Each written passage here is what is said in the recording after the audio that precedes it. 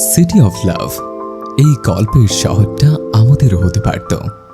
যেহেতু পরীক্ষা শেষ তাই আহিল লতা বেগমের মোবাইলে ভিডিও দেখছিল। তুর্যের ডাক শুনে ফোনটা রেখে দ্রুত তার রুমের উদ্দেশ্যে রওনা দিল। রুমে ঢুকে হাঁপাতে হাঁপাতে বলল, জি ভাইয়া, বলুন। আমার পাঞ্জাবি কোথায়? আহি দ্রুত দৌড়ে যেতে যেতে বলল। এনে দিচ্ছি, 1 মিনিট। তুর্য তার যাওয়ার পানে শক্ত দৃষ্টি মেলে তাকিয়ে আছে।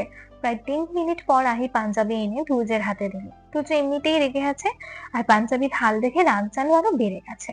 ইস্ত্রি করা পরিপাটি পাঞ্জাবিটা একদম কুঁচকে গেছে। তুর্য দাঁতে দাঁত চেপে বলল, আমার পাঞ্জাবি ধরার সাহস কোথায় পেয়েছিস তুই? ইভেন কার পারমিশন আমার রুমে ঢুকেছিস? আহি ভীতু কণ্ঠে আমতা আমতা করতে করতে বলল। নিয়েছিলাম, দিয়েও তো দিচ্ছি। তুর্য হাতের পাঞ্জাবিটা সজোরে মেঝেতে ফেলে দিয়ে ধমকে বলল, নিয়েছিলি কেন? আমার কাছে জিজ্ঞেস করে নিয়েছিস? তোকে কতদিন বলেছে বিনা পারমিশনে তুই আমার জিনিস তো দূরে থাক, আমার রুমে পা রাখবি না। তাহলে এসছিস কেন? তুর্যের কাছে বকা খাওয়া আহির নিত্যদিনের কাজ। ধমকে কিছুটা কেঁপে উঠলেও তার এত এত কথাগুলো গায়ে না মেখে উল্টো সে বলল, কি করব বলুন? শান্ত আর প্রান্তর কাছে চেয়েছিলাম, কিন্তু ওরা দিল না। আর আপনিও বাড়ি ছিলেন না। এইদিকে আমারও সাদা জামা নেই যে গুলবাহার সাজবো, তাই না বলেই। আহিকে কথা শেষ করতে না দিয়ে তুর্য বলল, ওয়েট 1 সেকেন্ড, তুই গোলবাহার সাজার জন্য আমার পাঞ্জাবি নিয়েছিস? আহি মন খারাপ করে বলল, হ্যাঁ, কিন্তু কোনো লাভ হয়নি। একদম পা পর্যন্ত হয়ে গিয়েছিল। তুর্য ধপ করে বিছানায় বসে চোখ বন্ধ করে একটা গভীর শ্বাস টেনে নিজেকে শান্ত করার চেষ্টা করলো। আহি পুনরায় বলল, তুর্য ভাই, আপনি আমাকে একটা সাদা জামা কিনে দিন, বুঝেছেন? লালও না আমার আছে।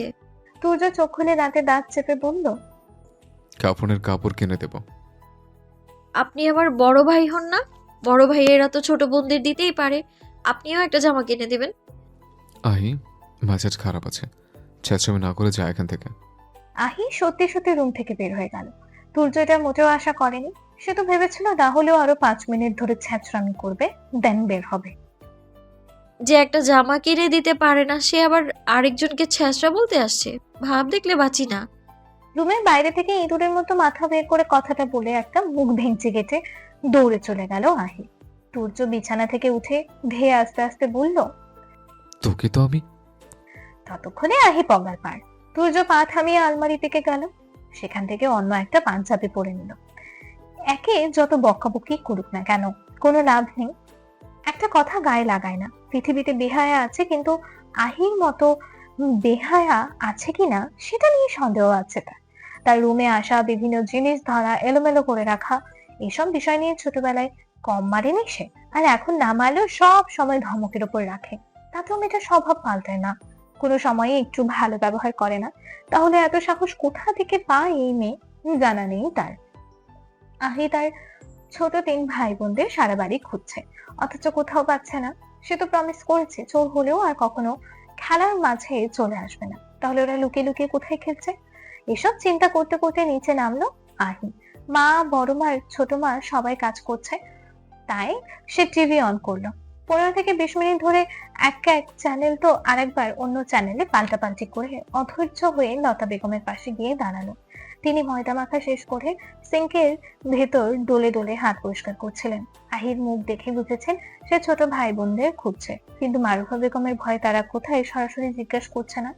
মারুফা বেগম আহিকে বলে দিয়েছেন তাদের সাথে ছেলে খেলা না খেলতে, লুকোচুরি খেলে খেলি। তাই বলে ক্রিকেট খেলবে? লোকে দেখলে কি বলবে? দামড়া মেয়ে মদ্দা খেলা খেলে বেড়ায়। একটা ভালো বিয়ের সম্বন্ধ আসবে। লতা বেগম এবার জায়ের মুখের দিকে তাকালেন, তারপর চুপি চুপি আহিকে বললেন। ওরা দেখ বাগানে।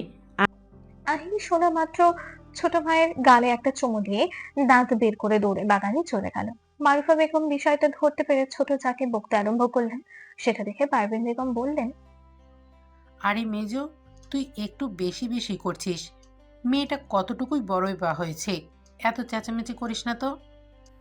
ওর বয়সে কত মেয়ের দেখো বিয়ে করে বাচ্চা কাচ্চা হয়ে গেছে, আর ওকে দেখো একটু বুদ্ধি শুদ্ধি নেই ঘটে। দিনভর ছোট্ট ভাই বোনদের সাথে ঝগড়া মারামারি করবে, আর সুযোগ পেলেই তুর্যকে জ্বালাবে। সেদিন তুর্য বলল না ওর কোনো শোপিস হারিয়ে গেছে? আমি নিশ্চিত ওটা আহি ভেঙে গায়েব করে ফেলেছে। এখন উড়নচণ্ডী মেয়েকে বিয়ে করবে কে? বুবু, তুমিই বলো। পারভিন বেগম মুচকি হেসে বললেন, ওর বিয়ে নিয়ে তোর চিন্তা করতে হবে না। দেখবি এক রাজপুত্র এসে ছো মেরে নিয়ে যাবে, তখন আবার কান্নাকাটি করে দ্বিমত করিস না যেন। লতা বেগম বললেন, আরে মেজো বুবু, আমার শান্ত বা প্রান্ত দুটার একটা যদি আহির থেকে একদিনের বড়ও হতো, তাহলে আমি মেয়েটাকে বাড়ি ছাড়া হতে দিতাম না। ও চলে গেলে বাড়িটা পুরো নিরিবিলি হয়ে যাবে। আচ্ছা বড় বুবু, তুজোটা যদি আর একটু ছোট হতো তাহলে একটা ব্যবস্থা করা যেত, কি বলো? আমাদের সময় তো এইটুকু বয়সের পার্থক্য কিছুই ছিল না, কিন্তু এখনের ছেলে মেয়েদের কথা তো আর বলা যায় না। মারুফা বেগম ধমকে বললেন, তুই থাম ছোট, তুর্য বাড়িতেই আছে। কথাটা কানে গেলে কিন্তু তুল কালাম কাণ্ড ঘটাবে। তোকেও বলিহারি, এসব কথা মাথায় আসে কি করে? মনে নেই তোর? ছোটবেলায় মা তুর্যকে এসব বলে খেপাতেন, আর ও গিয়ে আহিকে ধরে মারতো। বলেই হাসতে শুরু করলেন। চৌধুরী বাড়ির প্রথম সন্তান হলো তুর্য, আর বাড়ির প্রথম সন্তান হয় আদরের শেষ ছিল না। তুর্যের বয়স যখন নয় তখন চৌধুরী বাড়িতে দ্বিতীয় সন্তান অর্থাৎ আহির আগমন ঘটে। বাবা কাকাদের কাছে কন্যা সন্তানেরা একটু বেশি আদরে হয়, তবে তুর্যকেও তারা অসম্ভব ভালোবাসতেন। কিন্তু আহি আসার পর যখন বাড়ির 3 কর্তা সহ বাকিরা তাকে আদর করত, কোলে নিত, তখন সেটা দেখে তুর্যের হিংসা হতো। আহিকে কেউ কোলে নিলেই তুর্য মুখ গোমড়া করে 2 হাত বুকে বেঁধে একপাশে দাঁড়িয়ে দাঁড়িয়ে রাগে ফুলত। এমনকি সুযোগ পেলে আহিকে মেরেও বসতো। আর আহি কান্না করলেও কেউ যদি জিজ্ঞাসা করতো, কি হলো বনু, কান্না করছে কেন বাবা, তখন সে বলতো, তোমাদের আলাদি মেয়েকে মনে হয় মশা কামড়েছে। মশা কামড়ালেই কাঁদতে হয় নাকি? আমাকে তো কামড়ায়, কই আমি তো কাঁদি না। একদিন মারুফা বেগম জোর করে আহিকে তুর্যের কোলে বসিয়ে দেয়, আর আহিও আর লোক পেল না, তুর্যের কোলে গিয়ে পচে করে দিয়েছে। তুর্য অমনি আহিকে ধপাস করে বিছানায় ফেলে দিয়েছিল। আর ওয়াশরুমে গিয়ে টানা 4 ঘন্টা ধরে আস্ত একটা সাবান নিজের উরুতে ঘষতে ঘষতে শেষ করেছিল। এসব কাণ্ড কারখানা দেখে তুর্যের দাদি আনোয়ারা বেগম বলতেন, বুঝলি তুর্য, আহি বড় হলে ওকে তোর সাথে বিয়ে দেব, কেমন হবে বল? সাথে সাথে তুর্য কান্না শুরু করে দিত। আহিকে সারা বাড়ি খুঁজে যেখানে পেত সেখানে গিয়ে মেরে রেখে আসতো। তবে আস্তে আস্তে সবটা ঠিক হয়ে যায়। 6 মাস যেতেই সেও আহিকে আদর করতে শুরু করে। বাইরে কোথাও গেলে নিজে খাবার কিনুক আর না কিনুক, আহির জন্য কিছু না কিছু নিয়ে আসতো। কখনো খালি হাতে ফিরতো না। আর তুর্য বাড়ি ফেরা মাত্রই খাবারের লোভে আহি দৌড়ে তার কাছে চলে যেত। তুর্য খাবারের লোভ দেখিয়ে সারা মুখে আহির থেকে চুমু খেয়ে তারপর খাবার দিত। ঝাড়বাতির বিশাল আলোয় ঝলমল করছে ড্রয়িং রুম। দেওয়ালে টাঙানো দামি চিত্রকলা, মেঝেতে পুরো কার্পেটের উপর পা ফেলে কোনো শব্দই শোনা যাচ্ছে না, যেন বিলাসিতার এই আবহ এক অদৃশ্য ষড়যন্ত্রের সাক্ষী। লাইক শিকদার ও লাতিন শিকদার বসেছেন নরম সোফার 2 প্রান্তে, মাঝখানে সোনালী কারুকাজ করা টেবিল রাখা, তাদের সামনে ক্রিস্টালের গ্লাসে মদ ঝিকমিক করছে। বাইরের শহরে কোলাহল থাকলেও এখানে এক অদ্ভুত নীরবতা, কেবল দামি ঘড়ির টিকটিক শব্দ শোনা যাচ্ছে।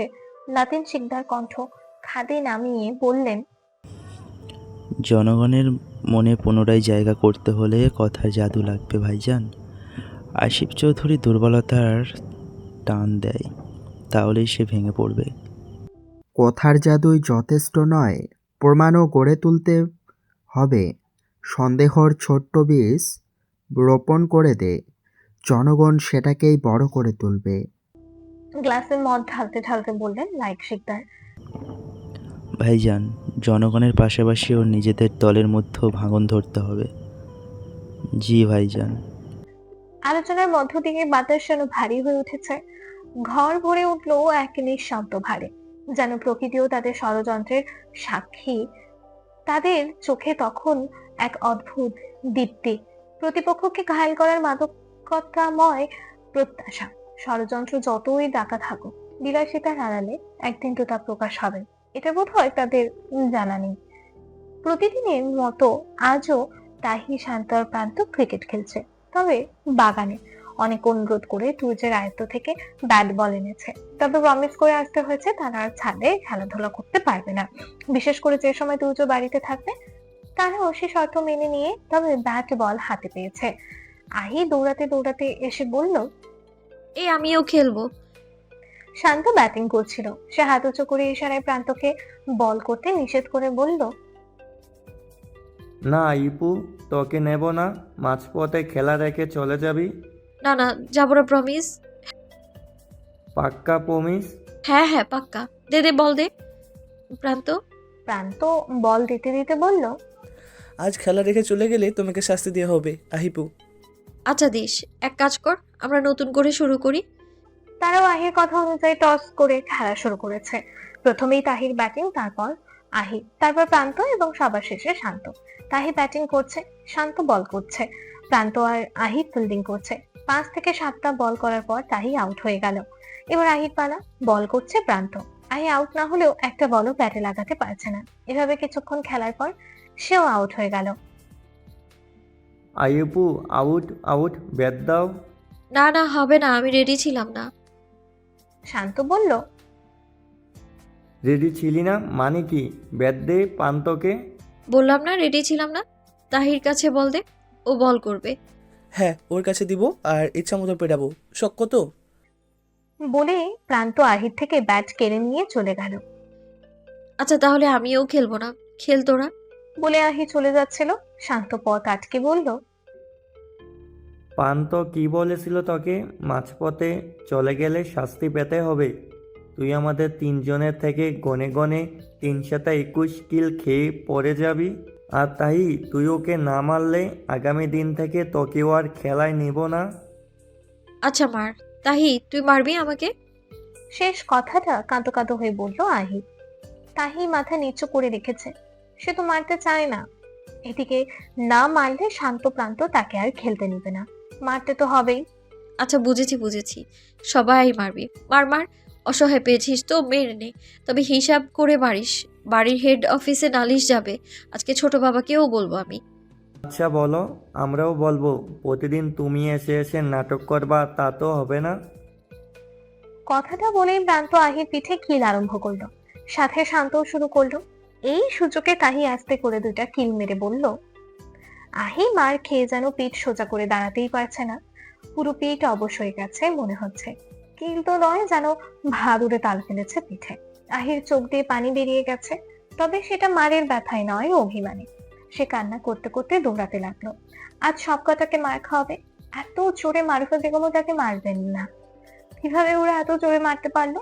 তাহিকে যে সে প্রতিদিন কলেজ থেকে ফেরার সময় চকলেট এনে খাওয়াতো, সেও মারলো। এই নিয়ে কতদিন তুজের বকা খেয়েছে সে, তবু গায়ে না মেখে চকলেট আনতই। আজ কয়েকদিন বাইরে যাওয়া হয় না, তাই চকলেটও আনতে পারে না। এই 2 দিন পুরনো সব ভুলে গেল। তাহির চেয়ে তো নবাব সিরাজউদ্দৌলা নাটকের মোহাম্মদী বেগম ভালো ছিল। এতগুলো ভাবছিল আর দৌড়াচ্ছিল আহি। মাঝ পথে মনে হলো কারো সঙ্গে ধাক্কা খেলো। ক্রিয়া প্রতিক্রিয়া বলের দরুন সে কিছুটা পিছিয়ে গেল। পা থামানোর আগে কারো কর্কশ কণ্ঠের ধমক শুনতে পেল। ইডিয়েট, দেখে চলতে পারিস না? এক চড় সব দাঁত খুলে ফেলে দেবো। আহি সামনে তাকিয়ে দেখতে পেল তুর্য অগ্নি দৃষ্টি মেলে তাকিয়ে আছে। রাগে চোখ মুখ লাল হয়ে আছে। তুর্যের হাতে থাকা কফিতে তার সাদা টি শার্ট ভেজে গেছে। আহি একবার নাক টেনে নিল, তারপর বলল, তাতে কি হয়েছে? একটু কফি তো পড়েছে, আপনি দেখতে পান না?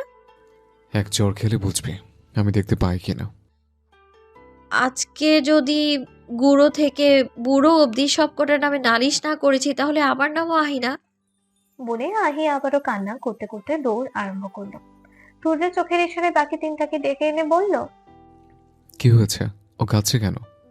আইপু অলওয়েজ খেলা রেখে চলে যায়, তাই আজ মেরেছি। এর জন্য মারবি? ও তোদের বড় হয় না? বড়দের রেসপেক্ট করতে হয়, জানিস না? ভাইয়া আপনিও তো ওর বড় হন। ও যে মাত্র আপনাকে বুড়ো বলে গেল তখন।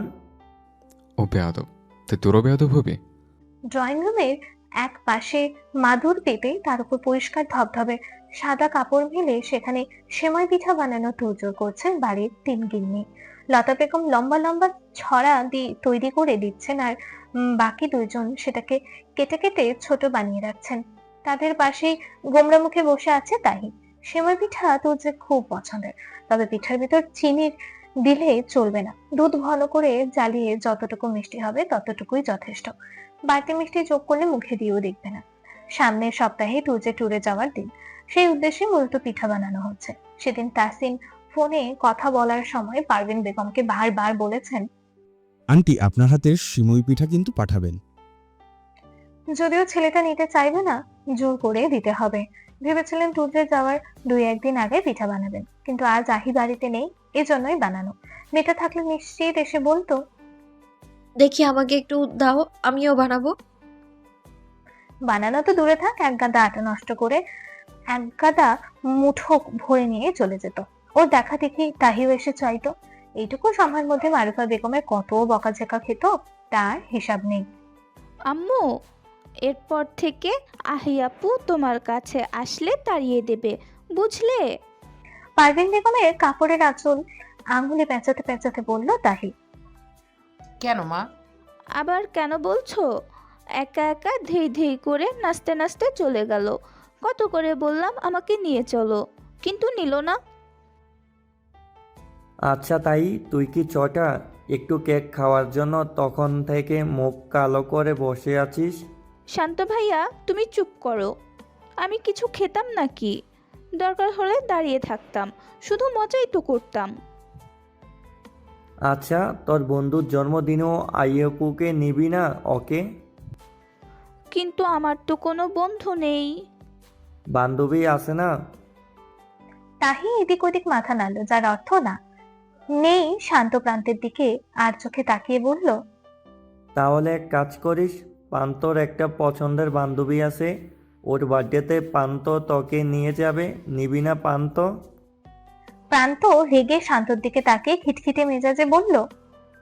তোর স্পেশাল বান্ধবীর কথা বলে দি। শান্ত দ্রুত 2 হাত দ্বারা প্রান্তের মুখ চেপে ধরে ঠেলতে ঠেলতে অন্যদিকে নিয়ে যেতে লাগলো। আর প্রান্ত তাকে ছাড়ানোর চেষ্টা করছে আর মুখে আওয়াজ করছে। ছেলে মেয়েদের কাণ্ড দেখে তারা 3 যা হাসাহাসি করতে লাগলেন। একমাত্র তুর্য ব্যতীত বাড়ির সব কয়টা ছেলে মেয়ে দুষ্টু। তাদের মধ্যে আহি আর শান্ত উচ্চ লেভেলের দুষ্টু। শান্তকে তাও তুর্য দমিয়ে রাখতে পারে, কিন্তু আহি, তাকে দমানোর মতো কেউ এখনো জন্মই নেয়। তবে সেও তুর্যকে ভয় পায়, কিন্তু আজ পর্যন্ত কেউ মুখে স্বীকার করাতে পারেনি।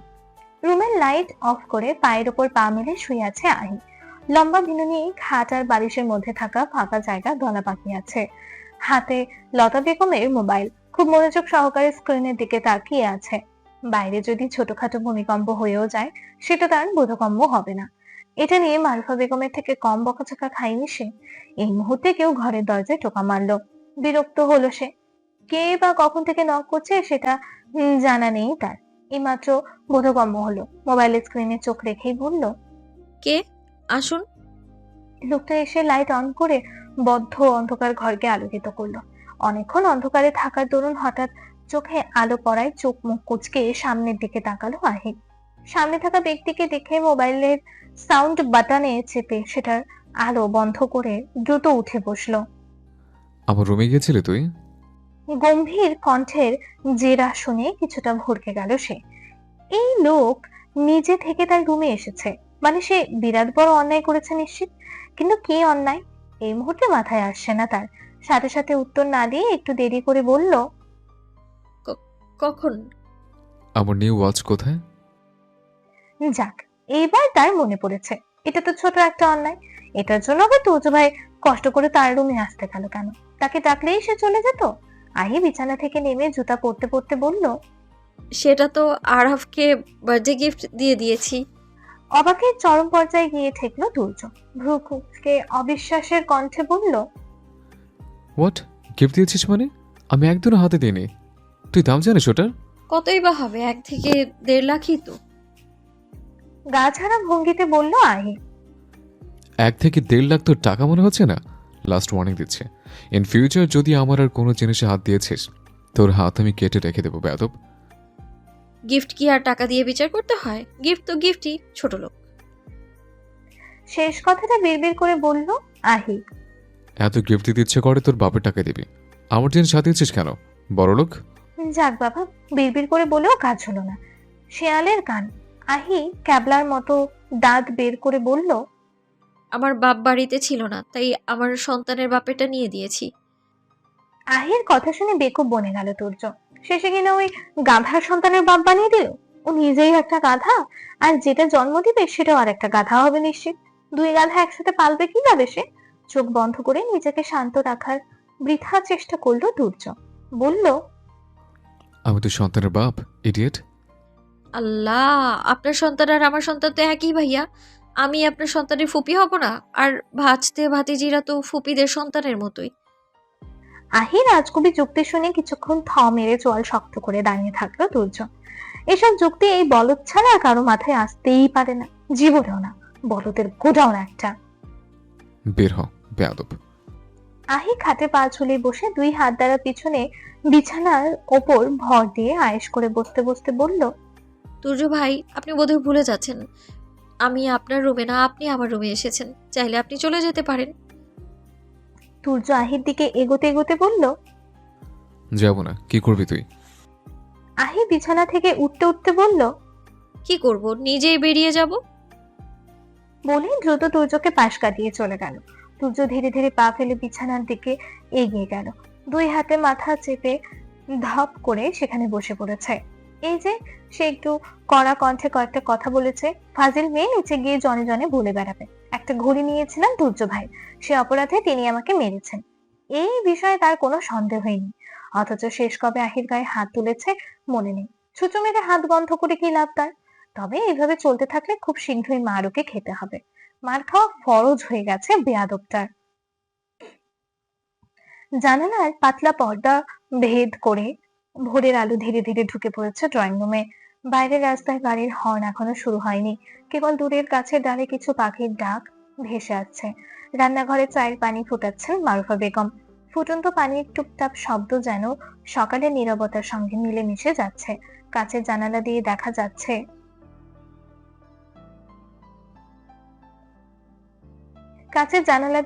যাচ্ছে আকাশ নীলচে হালকা রোদে ঝলমল করছে, তবে এখনো দুপুরের মতো তীব্র হয়নি। তুর্য ড্রয়িং রুমের সোফায় বসে খাবারের কাগজ পড়ছে। কিছুক্ষণের মধ্যে আকবর চৌধুরী আসলেন, তার সাথে সাথে তার হাত ধরে আসছে তাহি। আকবর চৌধুরী এসে তুর্যের বিপরীত পাশে সোফায় বসলেন। তার পাশ ঘেঁষেই তাহি বসেছে, তার নানা কথা বলছে। বাবাকে দেখে তুর্য সামনে থাকা কাঁচের টি টেবিলের ওপর খাবার কাগজ রেখে ট্রাউজারের পকেট হতে মোবাইল বের করলো। আকবর চৌধুরী খবরের কাগজ হাতে তুলতে তুলতেই বললেন, কংগ্রাচুলেশন। Thank you. আব্বু, তুমি ভাইয়াকে কংগ্রেস কেন করলে?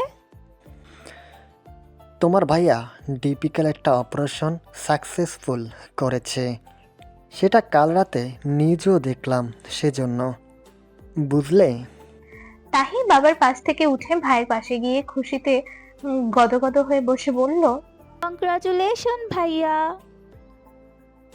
তুর্য ফোনটা পাশে রেখে তাহিকে নিজের কোলে বসিয়ে গালে একটা চুমু খেয়ে আদুরে গলায় বলল, থ্যাংক ইউ ভাইয়া। আহি ঘুম থেকে উঠে কেবল নিচেই নামছিল। তাহিকে তুর্যের কোলে দেখে কিছুটা মন খারাপ হলো, তবে সেটা তাহিকে কোলে নিয়েছে বলে নয়। এই যে তুর্য ভাই তাহির সাথে সবসময় কি সুন্দর করে কথা বলেন, প্রত্যেকটা কথার শেষে হয় ভাইয়া না হলে আপু জুড়ে দেয়, আর তার সাথে কথা বলার সময় খ্যাক খ্যাক করে, আর প্রত্যেকটা কথার শেষে বেয়াদব, ইডিয়েট, তাহলে বদমাইশ ইত্যাদি ইত্যাদি ট্যাগ লাগিয়ে দেবেন। সেও তো তুর্যকে ভাইকে তাহির মতোই ভালোবাসে, একদম আপন ভাইয়ের মতো। যদিও তাদের বাড়িতে আপন চাচাতো বলে কোনো বিভেদ নেই, সব বিভেদ তুর্য ভাই করে রেখেছেন। চাচাতো বোনের নজরে দেখলেও হতো, সে তো পুরো সতীনের নজরে দেখে। মনে মনে এসব ভাবতে ভাবতে একটা চেয়ার টেনে বসলেন। মনে মনে এসব ভাবতে ভাবতে একটা চেয়ার টেনে বসে টেবিলের উপর থেকে এক কাপ চা আর একটা টোস্ট নিয়ে খেতে লাগলো সে। এদিকে আকবর চৌধুরী পেপার পড়ছেন আর থেকে থেকে তুর্যকে কিছু প্রশ্ন করছেন। তুর্য সেগুলোর উত্তর দিচ্ছে আর মাঝে মাঝে নিজে থেকেও কিছু বলছে। এক পর্যায়ে আকবর চৌধুরী প্রশ্ন ছুড়লেন, শুনলাম ট্যুরে যাচ্ছ নাকি? কবে যাবে বলে ঠিক করেছ? এই তো 2-3 দিন পরেই। ঘুরতে যাওয়া নিয়ে আলাপচারিতা শুনে আহি দ্রুত চা আর টোস্ট টেবিলে রেখেই আকবর চৌধুরীর পাশে এসে দাঁড়িয়ে উৎফুল্লতার সহিত বলল, তুর্য ভাই, আমিও যাব। তুর্য কড়া দৃষ্টি মেলে আহির দিকে তাকালো। তার কঠিন দৃষ্টি দেখে আহি বড় আব্বুকে মিনমিন করে বলল, বড় আব্বু আমাকেও নিয়ে যেতে বলুন না, আমার তো এক্সাম শেষ। তুর্য ভাই নিবেন? খুব গতি নিয়ে কথাটা শুরু করলো। তুর্যর চাহনি দেখে আস্তে আস্তে কথাটার গতি কমে যায়, কণ্ঠটা মিনমিনে শোনায়। তুর্য তাহিকে কোল থেকে নামিয়ে উপরে যেতে যেতে রান্নাঘরে মারুফা বেগমের উদ্দেশ্যে বলল, মেজমা, আমার কফিটা উপরে পাঠিয়ে দিবেন প্লিজ। আহি মুখ গোমরা করে একটা আফসোসের নিঃশ্বাস ছাড়লো। পর মুহূর্তেই মুখে হাসি ফুটলো। ভাবলো আজ তুর্যকে কফি দিতে সে যাবে, সে সুযোগে আরেকটু বলে দেখবে, দেখা যাক মন নরম হয় কিনা। আর হ্যাঁ, কফিটা তাহিকে দিয়ে পাঠিয়েন না, হলে আমি এসে নিয়ে যাব। অন্য কেউ যেন আমার রুমে পা না ফেলে। মাঝিরিতে দাঁড়িয়ে আহির দিকে তাকিয়ে মারুফা বেগমের উদ্দেশ্যে কথাটা বলে আবারও সিঁড়ি বেয়ে উপরে হাঁটা শুরু করলো তুর্য। রাম বাবা, এতক্ষণ ধরে যে পরিকল্পনা করলো সব বিফলে চলে গেল। থাক, কোনো ব্যাপার না, হাতে এখনো 2-3 দিন সময় আছে। কফি দিতে না যাক, এমনি একদিন যাবে, ঘুরতে যাওয়ার জন্য না হয় একটু বেহায়াই হলো, তাতে সমস্যা কি? হাতে সময় খুব কম, নেই বললেই চলে। মাঝখানে আর মাত্র 2 দিন আছে। আজই তুর্য ভাইকে পটাতে হবে, মানে ঘুরতে যাওয়ার জন্য। তুর্য ভাই সকালে চলে যাবেন, সে যদি রাতে গিয়ে বলে তুর্য ভাই আমাকে নিবেন, দেখা গেল তুর্য আবেগের বশে না বলে দিল। পরে সারা পথ ধরে আফসোস করতে করতে গেল, ইস আহিকে কেন নিয়ে এলাম না। তাই তাকেও তো ভাববার জন্য সময় দিতে হবে। মনে মনে কথাগুলো ভেবেই সে তুর্যের রুমের উদ্দেশ্যে রওনা হলো। তুর্যকে পটানোর সকল ছক কষে দরজায় কয়েকটা টোকা দিয়ে বলল, তুর্য ভাই আসবো? না। মানে প্রথম ধাপেই ছ্যাঁকা। গম্ভীর কণ্ঠস্বর শুনে আহি কিছুটা ভয় পেলেও সেটাকে পাত্তা না দিয়ে বুকে বল নিয়ে ফের বলল, একটু আসি। কথা কানে যায় না তোর? আসছি তুর্য ভাই। বলে গড়গড় করে রুমে প্রবেশ করলো সে। তুর্য শুয়েছিল, আহিকে দেখে উঠে বসতে বসতে বলল, কথা যখন শুনবি না, তাহলে ঢং করে অনুমতি নেওয়ার কি আছে? আহি খাটের সামনে রাখা জীবানে বসতে বসতে বলল, আসলে তুর্য ভাই একটা গুরুত্বপূর্ণ কথা বলার আছে। আচ্ছা বল, তোর ইম্পর্টেন্ট কথা শুনি। আমাকেও নিয়ে চলুন না প্লিজ, কোথায়? ঘুরতে। হ্যাঁ, তোকেও তো নিয়ে যাব। সত্যি? খুশিতে চোখ মুখ জল জল করে উঠেছে আহি। সেটা দেখে তুর্য বলল, এখন তো খুশি হচ্ছিস কেন? তার আগে বল, তোর বড় বাপকে কি কি বলেছিস? সে তো সবসময় তুর্যের নামে নালিশ করতে থাকে। কখন কোন নালিশ করেছে আর তুর্য ভাই কোন নালিশের কথা বলছেন সেটা বুঝবে কিভাবে? তাই বলল, কই ভাইয়া, কিছু মনে পড়ছে না তো? মনে পড়ছে না? আমি মনে করিয়ে দিই, শোন তাহলে। আমি একটা মেয়েকে প্রচণ্ড ভালোবাসি। ইভেন তুই তার সাথে আমার ঘনিষ্ঠ পিকচারও দেখেছিস। তা পিকচারটা কেমন ছিল রে? হাক করছিলাম তাকে, নাকি কিস করছিলাম, নাকি এর থেকে বেশি কিছু? বলতো একটু শুনি। আমি যাব না তুর্য ভাই। বলেই আহি দ্রুত ডিভান থেকে উঠে রুম থেকে যাওয়ার পায়তারা চালালো। চলে যাচ্ছিস কেন? দাঁড়া, যাবি না কেন? অ্যাটলিস্ট সেটা তো বলে যা আহি। আহি পেছনে ঘুরে একটা শয়তানি হাসি মুখে লেপতে 2 ভ্রু নাচাতে নাচাতে বলল, আচ্ছা তুর্য ভাই, বড়াব্বু আপনাকে কেলানি দিয়েছে না? বলেই দৌড়ে রুমের বাইরে চলে গেল। তুর্য চোখ রাঙিয়ে দরজার দিকে তাকিয়ে আছে। এত বড় বদমাস সে বাপের জন্মে দেখেনি। আজ একে একটা উচিত শিক্ষা না দিয়ে ছাড়বে না। যেই ভাবা সে কাজ।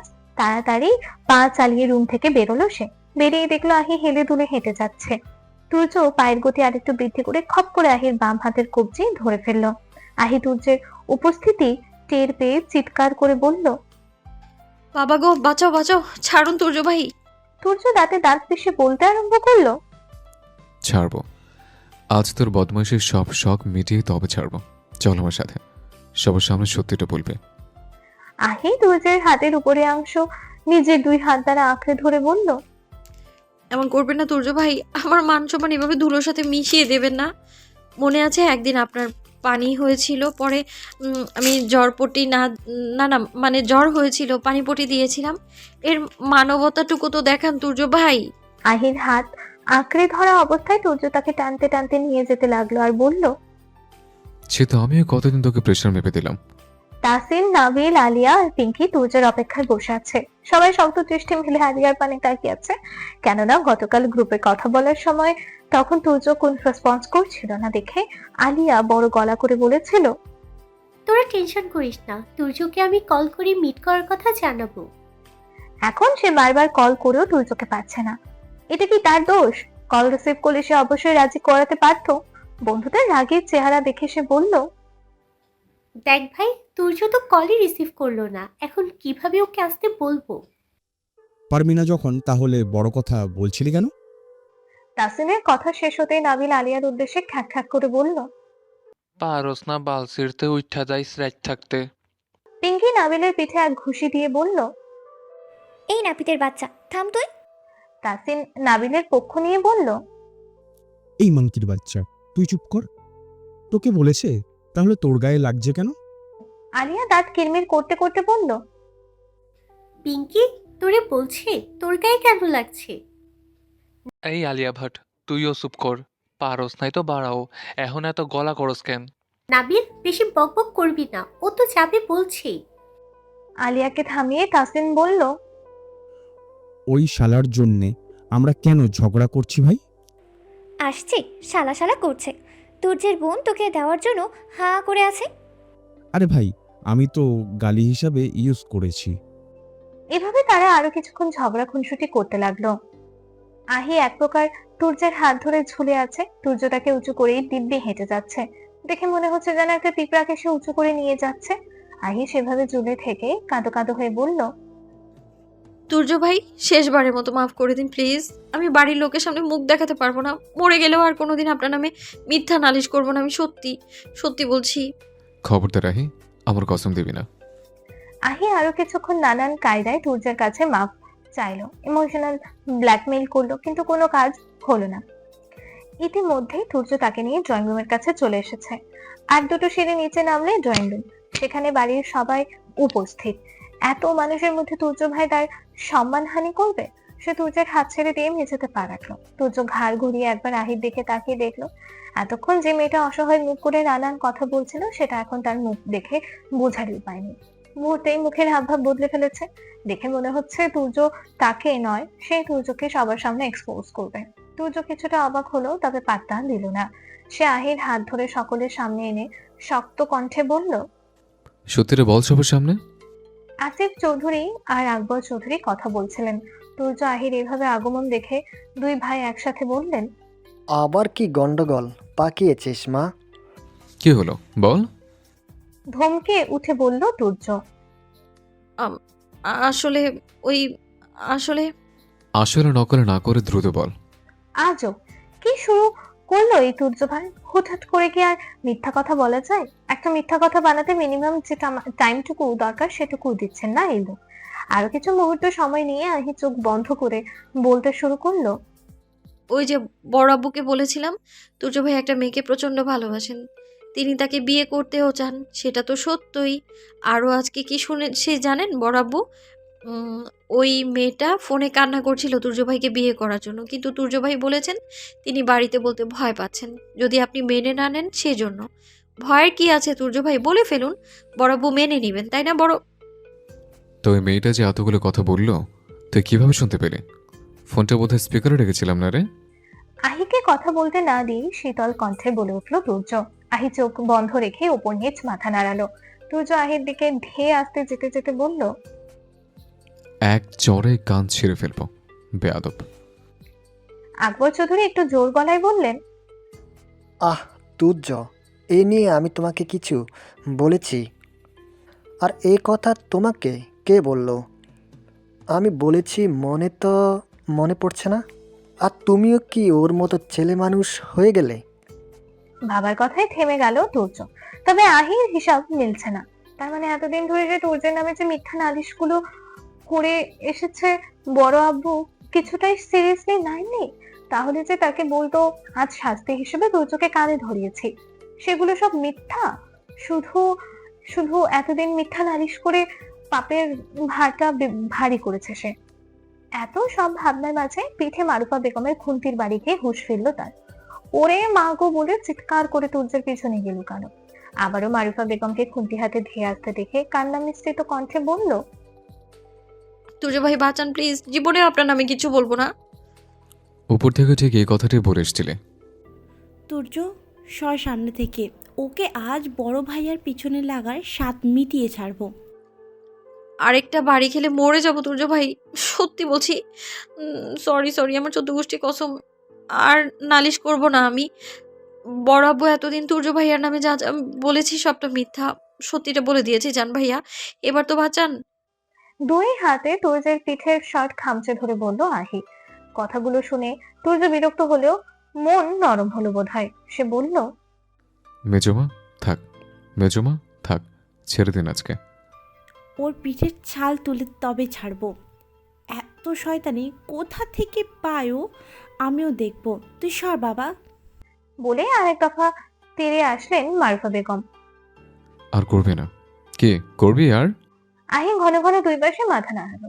তুর্য আহিকে নিজের থেকে ছাড়িয়ে হাত ধরে উপরে নিয়ে গেল। নিজে রুমে প্রবেশ করতে করতে বলল, আবহাওয়া ঠান্ডা হলে দেন নিচে নামিস।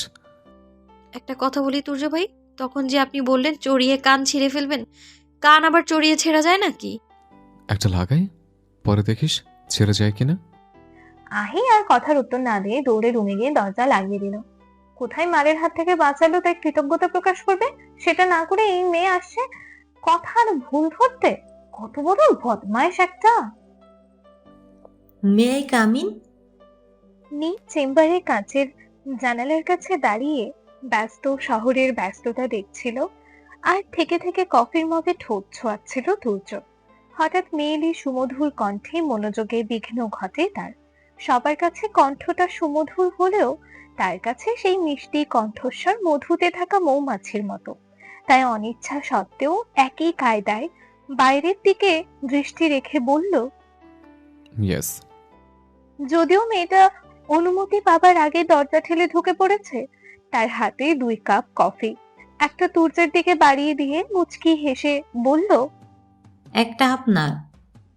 তুর্য ঘাড় ঘুরিয়ে নিজের হাতের মগ চোখের ইশারায় দেখালো, মানে সে খাচ্ছে আর মুখে বলল। Any problem? মেয়েটা মুখে হাসি লিপতেই বলল, প্রবলেম ছাড়া আসা যাবে না। আপনি কিন্তু বসতেও বললেন না। মেয়েটার নাম আয়রা। 6 মাস হয়েছে এই হাসপাতালে ডাক্তার হিসেবে জয়েন করেছে। দেখতে শুনতে মাশাআল্লাহ, যে কোনো পুরুষের নজর কাড়বে। তবে সে এসে থেকেই তুর্যের প্রতি একটু বেশি খেয়াল রাখে, যেটা তুর্যের মোটেও পছন্দ না। বিরক্তি থাকা সত্ত্বেও নিজের জন্য বরাদ্দ চেয়ারের দিকে এগোতে এগোতে তুর্য বলল, প্লিজ সিট। মেয়েটা বসে হাতের মগ দুটো সামনে থাকা টেবিলে রেখে তুর্যের সাথে আলাপচারিতা শুরু করলো। তবে পেশাগত বিষয়ের চেয়ে ব্যক্তিগত বিষয়ের প্রতি বেশি আগ্রহ তার। তুর্য কখনো কখনো কিছু প্রশ্ন স্কিপ করছে, কখনো কখনো উত্তর দিচ্ছে। কথাবার্তার এক পর্যায়ে আয়রা বলল, if you don't mind, can I ask a question? মাথা নাড়িয়ে সায় জানালো তুর্য। অনুমতি পেয়ে মেয়েটা বলল, আর ইউ ম্যারিড? সে যেটা গেস করেছিল সেটাই হলো, তাই আর অবাক হলো না। তবে মনে মনে ভবিষ্যৎ প্রশ্নগুলো আন্দাজ করে ফেললো সে, আর সেই অনুযায়ী উত্তরও রেডি করে বলল, নো। গার্লফ্রেন্ড আছে নিশ্চয়ই? No, but I am engaged.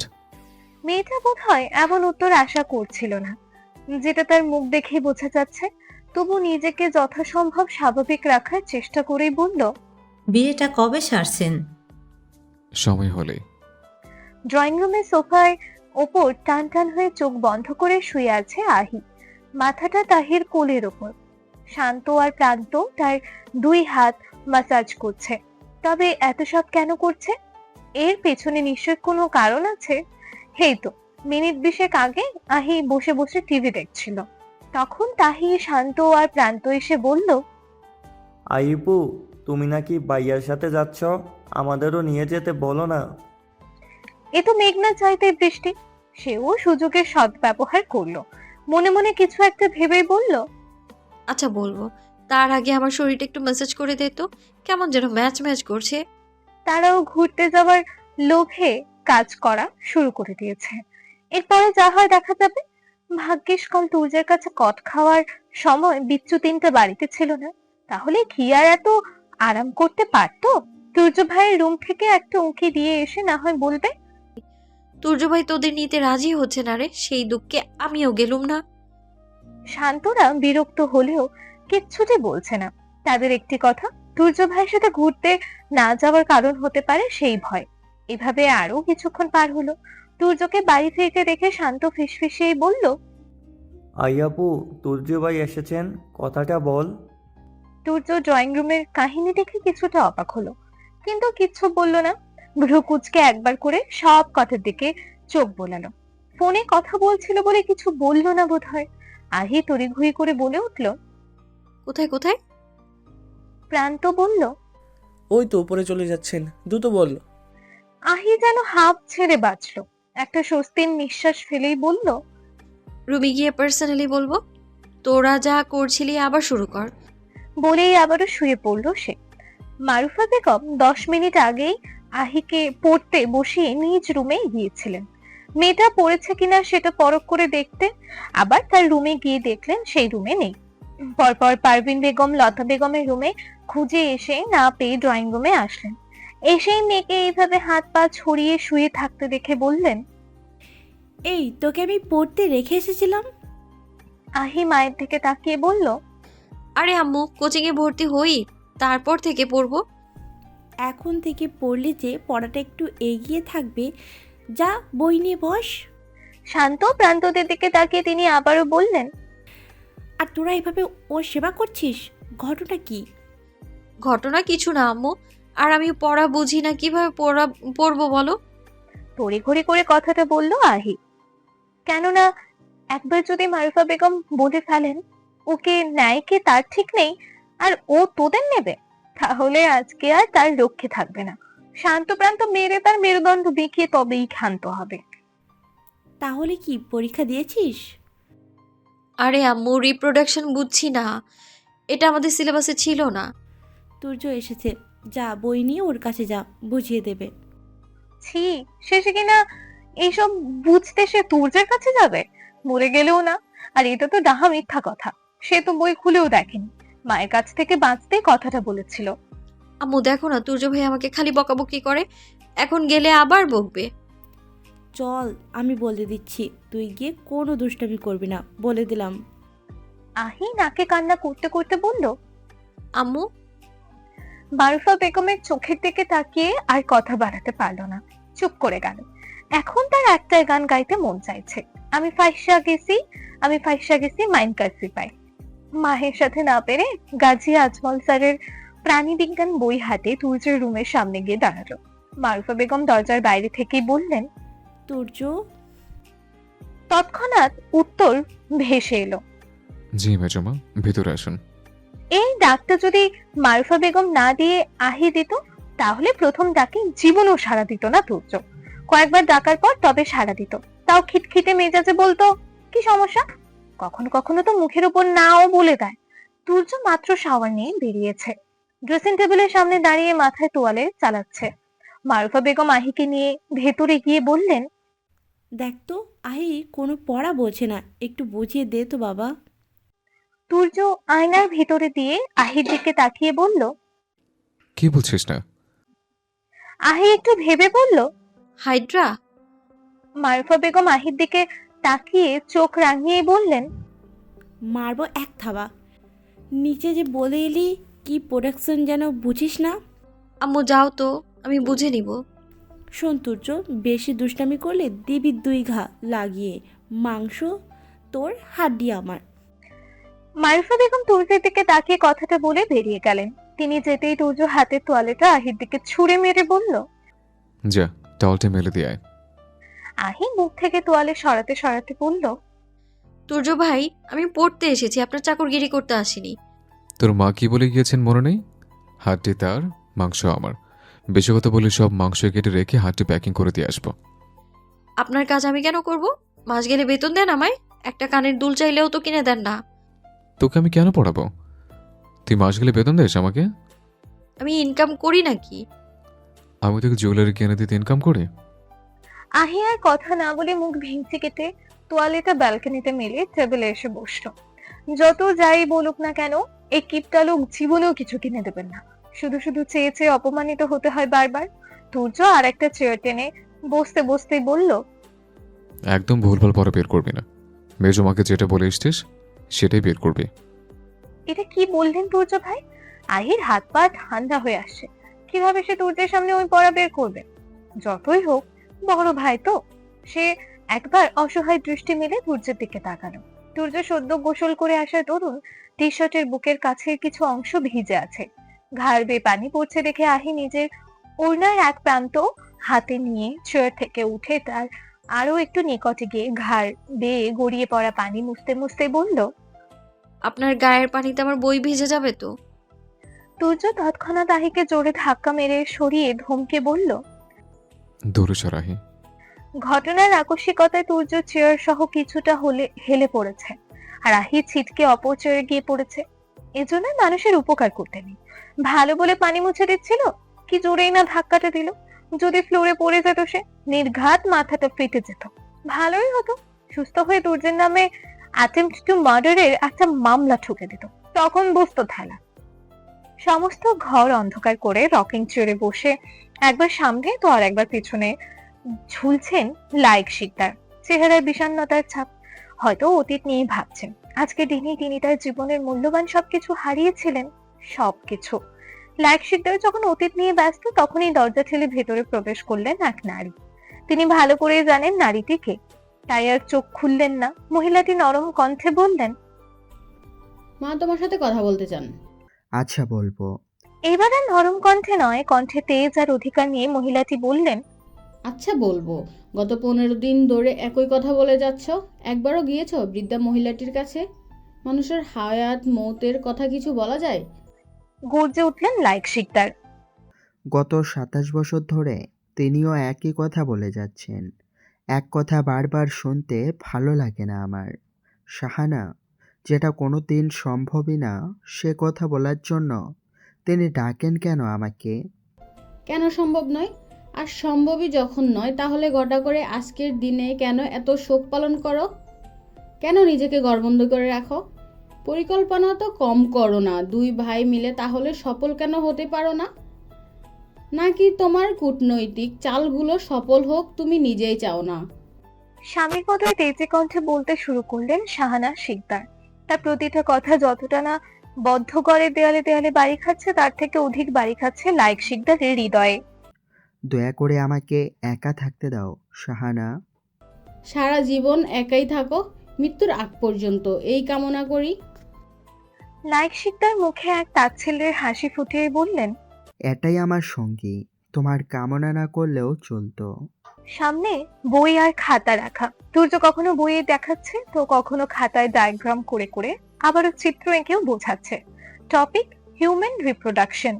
Turjo খুব স্বাভাবিকভাবে বিষয়গুলো বোঝালেও আহি সেটা স্বাভাবিকভাবে বুঝতে পারছে না। মনের ভুলেও স্বেচ্ছায় বই বা খাতার দিকে তাকাচ্ছে না সে। তুর্যের ধমক খেয়ে খেয়ে মাঝে মাঝে একটু একটু দেখছে, এই যা। তুর্য ভাই এত স্বাভাবিকভাবে কি করে বোঝাচ্ছে সেটাই ভেবে পাচ্ছে না সে। পড়ার টেবিল থেকে ওঠার জন্য হাঁসফাঁস করছে আহি। প্রথমবার যখন তুর্য টপিকটা বুঝিয়ে তাকে বুঝেছে কিনা সেটা জিজ্ঞেস করছিল, সে বলেছিল বুঝেছে। কিন্তু তুর্য কিভাবে যেন বুঝে ফেলেছিল, সে ঘোড়ার ডিমটাও বোঝেনি। তাই পরখ করতেই বলেছিল, কি বুঝেছিস বোঝা আমাকে। তখনই সে তোতলাতে শুরু করে দিয়েছিল। তাই এখন আর মিথ্যা কথাও বলতে পারছে না। আবার যদি বলে বুঝিয়ে দেয়, তখন কি বোঝাবে সে? এদিকে তুর্য 1.5 ঘন্টা ধরে এই এক টপিক বোঝাচ্ছে। বারবার বোঝাতে বোঝাতে বিরক্ত সে। এমনিতেই তার ধৈর্য খুব কম। তারপর এক পড়া এই নিয়ে 5 বার বুঝিয়েছে, তবু ব্যর্থ। একে তো বাড়ি ফিরে রেস্ট নিতে পারেনি, তার উপর এক পড়া বারবার বোঝাতে কার ভালো লাগে? রাগে মাথা ব্যথা করতে শুরু করেছে তার। সচরাচর তুর্য কাউকে পড়াতে চায় না, তবে আহি দুষ্টু হলেও একটা জিনিস একবার শেখালে সর্বোচ্চ 2 বার বোঝালে বুঝে যায়। তাহলে এখন কি হয়েছে এই মেয়ে? সে নিজের রাগ চেপে পড়াটা আরো একবার বুঝিয়ে শক্ত কণ্ঠে বলল, এবার বুঝেছিস? আহি বরাবরের মতো 2 পাশে মাথা নাড়ল, যার অর্থ সে বোঝেনি। বুঝবে কিভাবে? সে তো পড়ায় মনোযোগী হতেই পারছে না। তুর্য এইবার আর নিজের রাগকে কন্ট্রোল করতে পারল না। হাতের কলম টেবিলের উপর শব্দ করে রেখে দাঁতে দাঁত চেপে বলল, তাহলে আয় প্র্যাকটিক্যালি বুঝিয়ে দে। দেব? আহি হুজুকে মাথা কাত করে সায় জানালো। মুহূর্তে কি বলে ফেললো বুঝতে পেরে সেকেন্ডের ব্যবধানে আবারও 2 পাশে ঘন ঘন মাথা নাড়লো, যার অর্থ না। আর মুখে বলল, থাক, আমি আর বুঝবো না। তুর্য হাতের ইশারায় দরজা দেখিয়ে বলল, 1 সেকেন্ডের মধ্যে রুম থেকে বের হবে, ফাস্ট। আহি দ্রুত বই খাতা গুছিয়ে এক দৌড়ে রুম থেকে বেরিয়ে গেল, যেন হাঁপ ছেড়ে বাঁচলো বেচারি। শেষে কিনা প্র্যাকটিক্যালি বুঝিয়ে দেওয়ার কথা বললো তুর্য ভাই। ছি, সে তো এসব দুঃস্বপ্নেও ভাবে না, ভাবার প্রশ্নই ওঠে না। শহরের ব্যস্ত রাস্তার কোলাহল বাইরে আটকে আছে, ভেতরে অফিসের কক্ষে আড্ডা দিচ্ছেন আকবর চৌধুরী, আসলাম চৌধুরী ও তাদের business partner Tariqul Ahmed. Business partner হলেও আকবর চৌধুরীর সাথে তার সম্পর্ক বন্ধুর মতো। সামনেই তার ছোট ছেলের বিয়ে, সেই নেমন্তন্ন করতেই এসেছেন আজকে। কথায় কথায় তিনি তুর্যের কথা তুলে বললেন, তাশরিকির কি খবর, বিয়ে শাদী দিয়েছো? আকবর চৌধুরী ঠোঁটে হাসির রেখা টেনে বললেন, না, সে তার ক্যারিয়ার নিয়ে ব্যস্ত। আমার কাছে কিন্তু ভালো একটা মেয়ে আছে, তাশরিককে একবার বলে দেখতে পারো। আমাদের বলায় কাজ হচ্ছে না, তুমি বলে দেখতে পারো। বলেই তুর্যের নম্বরে কল দিলেন আকবর চৌধুরী। 2 বার রিং হতেই রিসিভ হলো। আকবর চৌধুরী ফোন কানে ধরে বললেন, তোমার তরিকুল আঙ্কেল কথা বলতে চান, নাও কথা বলো। তুর্য খানিকটা আন্দাজ করে ফেলেছে তার বাপ কেন কথা বলতে বলছেন, কারণ এটা নতুন কিছু নয়। কয়েকদিন পরপরই তিনি অমুক আঙ্কেল তমুক আন্টিকে ফোনে ধরিয়ে দেন, আর তারা ঘুরিয়ে ফিরিয়ে বিয়ের কথাই বলেন। তাই তুর্য একটা গভীর শ্বাস টেনে বলল, আসসালামু আলাইকুম আঙ্কেল। ওয়ালাইকুম আসসালাম বাবা। এইভাবে কিছুক্ষণ এটা ওটা কথা বলার পর তারিকুল আহমেদ আসল কথায় আসলেন। একটা গলা খাকারি দিয়ে বললেন, বলছিলাম একটা মেয়ে দেখেছি, দেখতে ফার্স্ট ক্লাস, যেই রকম পড়ালেখায় সেই রকম চেহারায়, উঁচু লম্বা, পছন্দ হতে বাধ্য। আমি তোমাকে মেয়ের ছবি পাঠাই, তুমি দেখে বলো। জি আঙ্কেল, একটু আব্বুর কাছে দেন। আকবর চৌধুরী ফোন কানে ধরে শুনতে পেলেন তার ছেলে বলতে আরম্ভ করেছে, আব্বু এসব কি শুরু করেছেন? আমি আগেও বলেছি সময় হলে আমি নিজে আপনাদের জানাবো, তাহলে এখন আবার এসব তুলছেন কেন? ওয়াই? ছেলে যে এইসব কথা বলবে সেটা তিনি ভালো করেই জানেন। এটা তো আর নতুন কথা নয়, বিয়ের কথা বললেই এই কথাগুলো বলতে শুরু করে তুর্য। অনেকদিন একটা কথা বলবেন ধরেই ভেবেছেন কিন্তু বলেননি, তবে আজ বলেই ফেললেন। তোমার সময় হবে কবে? নাকি সেদিন আহি সত্যি বলেছিল? পছন্দের কেউ থাকলে বলতে পারো। নাকি সারা জীবন বুড়ো থাকার চিন্তা ভাবনা করে রেখেছ? আর 6 মাস 1 বছর সময় দিন প্লিজ। এইভাবে আর কত সময় নেবে? আমরা তো দেখছি নাতি পুতির মুখ দেখে মরতে পারবো না। পাশ থেকে একটু উচ্চ কণ্ঠে বলে উঠলেন আসলাম চৌধুরী, যদি দাদা নানা হওয়ার এতই শখ জাগে, নিজের মেয়েকে বিয়ে দিন, আর আমি টেনশন ফ্রি হই। দেন আমার বিয়ে নিয়ে এত টেনশন করার দরকার নেই, সেটা অটোমেটিক্যালি হয়ে যাবে। শুধু একবার বিয়ে করি, বছরে বছরে নাতিপুতি পাবেন ইনশাআল্লাহ। বিড়বিড় করে বলল তুর্য। কিছু বললে নাকি? জোরে বলো, শুনতে পাইনি। না না, কিছু বলিনি, একটু ব্যস্ত আছি, রাখছি। বলেই ফোন কেটে দিল তুর্য। ভোরের আলো ফুটেছে বেশ কিছুক্ষণ আগে। পরিবেশ অনেকটা শীতল, পা থেকে মাথা পর্যন্ত পাতলা কম্বলে ঢেকে ঘুমিয়ে আছে আহি। তবে ঘুমটা গভীর নয়। আজ তো তুর্য ভাই চলে যাওয়ার দিন। ঘুমের মধ্যেই হঠাৎ মাথা চাড়া দিয়ে উঠল কথাটা।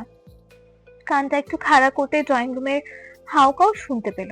তাহলে কি তুর্য ভাই এখনই চলে যাচ্ছেন? ধরফড়িয়ে কম্বলের নিচ থেকে উঠল আহি। 2 হাতে মাথার এলোমেলো ছোট ছোট চুলগুলো পেছনে ঠেলে বিছানায় এক কোণে পড়ে থাকা ওড়নাটা 2 কাঁধে ফেলে দৌড় লাগালো সে। উদ্দেশ্য চৌধুরী বাড়ির ড্রয়িং রুম, কিন্তু গন্তব্যে পৌঁছানোর আগেই দেখতে পেল তুর্য বাড়ির মূল ফটক অতিক্রম করে চলে যাচ্ছে। সারা মুখে আধার নেমে এলো তার। তাহলে তুর্য তাকে না নিয়ে চলে গেল? কয়েক বছর আগে, মানে সে যখন 8ম শ্রেণীর ছাত্র ছিল, তখন একবার তুর্যের সাথে যেতে চেয়েছিল সে। তুর্য প্রথমে না করলেও যাওয়ার দিন ভোরে ঘুম থেকে তুলে বলেছিল, 5 মিনিটসে রেডি হয়ে নিচে আয়। তাড়াহুড়োয় ভালো করে জামা কাপড়ও নিতে পেরেছিল না। সে তো ভেবেছিল এবারও এরকমটাই হবে, তাই তো রাতে জামা কাপড় সব গুছিয়ে রেখেছিল।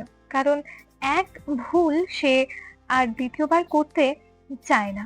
তুর্যের সাথে গিয়ে কোনোদিন কোনো জামা পরবে সেটা ভাবতে ভাবতে রাতে ভালো করে ঘুমও হয়নি তার। শুধু শুধু নির্দয় পাষাণ লোকটার জন্য ঘুম কামাই করলো। এখন এত এত জামা কাপড় লাগেজ থেকে নামিয়ে আবারও আলমারিতে রাখতে হবে। কত কাজ, মনে পড়লেই কান্না পড়ছে তার।